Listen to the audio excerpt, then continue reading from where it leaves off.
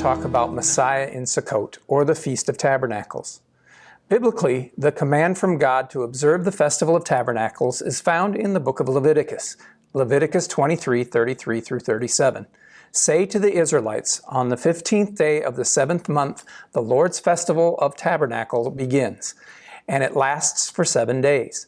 The first day is a sacred assembly. Do no regular work. For 7 days, present food offerings to the Lord, and on the 8th day, hold a sacred assembly and present a food offering to the Lord. It is the closing special assembly. Do no regular work. These are the Lord's appointed festivals, which you are to proclaim as sacred assemblies for bringing food offerings to the Lord. There are several things in this passage I would like for you to consider. First, the festival is a festival of the Lord, not a Jewish festival. The only thing we can definitely quantify is God commanded the children of Israel to observe the Feast of Tabernacles, a feast of the Lord. Originally, the feasts of the Lord were for the people of God, or in other words, those who identified themselves as followers of God. It is very important to view these commands as the Lord's festivals, not Jewish festivals. Another important aspect of Succoth is the length of time commanded to observe the holiday, 7 days. This should connect you to the number 7 as significant and attached to an oath as explained in the Sabbath teaching. This is an oath God is making to His people, the bounty of the harvest, and an oath by the people to observe and set apart as holy these days, or to consecrate themselves, to remember God's provision over the past year. However, the most important aspect of Succoth is the imagery of Yeshua and His ministry on earth, Luke 10:2 through 4. He told them, "The harvest is plentiful, but the workers are few. Ask the Lord of the harvest, therefore, to send out workers into the harvest field. Go, I am sending you out like lambs among wolves. Do not take a purse or bag or sandals, and do not greet anyone on the road." Being that Succoth was the harvest festival, the imagery was especially sharp for the disciples. This festival is a celebration of the harvest of souls, and the good news being salvation, or Yeshua, is among them. He was releasing them to gather the harvest and warning them not to make their homes on earth permanent. The idea of living in a small temporary dwelling, or a sukkah, was again reinforced by Yeshua's sending out of the disciples. It is a strong image of the temporary nature of life on earth. Yeshua was born on the Festival of Booths, or Succoth. While Scripture does not clearly elucidate the exact date, there are clues to the time of year this was. It does clearly hint when John the Baptist was born.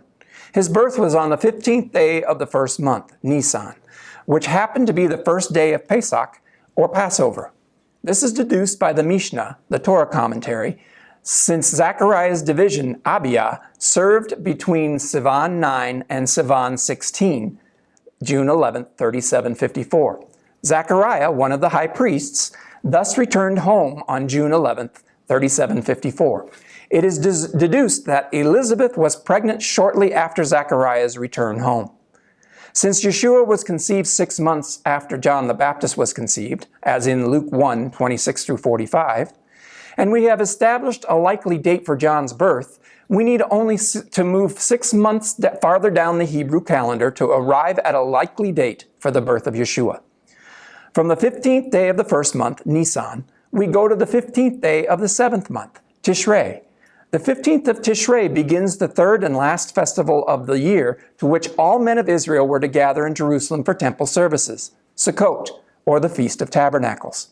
It then makes sense the timing of the decree by Caesar Augustus would arrive at this time of year, for every Jewish family would be in Jerusalem observing Succoth. What is the significance of the Sukkah and Messiah's ministry? Messiah taught the disciples and the entire nation of Israel their home on earth was to be temporary and to be moved at a moment's notice by the Spirit of holiness.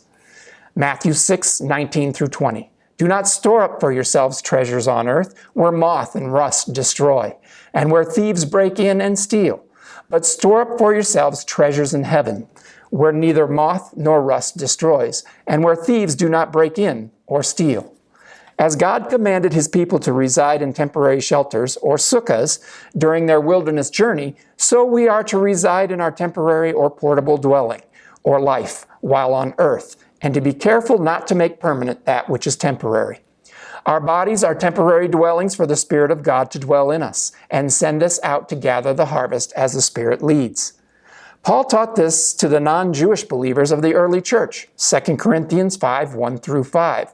For we know that if the earthly tent, our sukkah, we live in is destroyed, we have a building from God, an eternal house in heaven, not built by human hands. Meanwhile we groan, longing to be clothed instead with our heavenly dwelling, because when we are clothed, we will not be found naked. For while we are in this tent, our sukkah, we groan and are burdened, because we do not wish to be unclothed, but to be clothed instead with our heavenly dwelling, so that what is mortal or temporary may be swallowed up by life. Now the one who has fashioned us for the very purpose is God, who has given us the Spirit as a deposit, guaranteeing what is to come, our permanent home. It is important to ask the question, if Paul thought it was important for the non-Jewish believer to view their life as living in a sukkah and observe this festival of the Lord, for what reason does the church say it does not apply to Christians today? Shalom.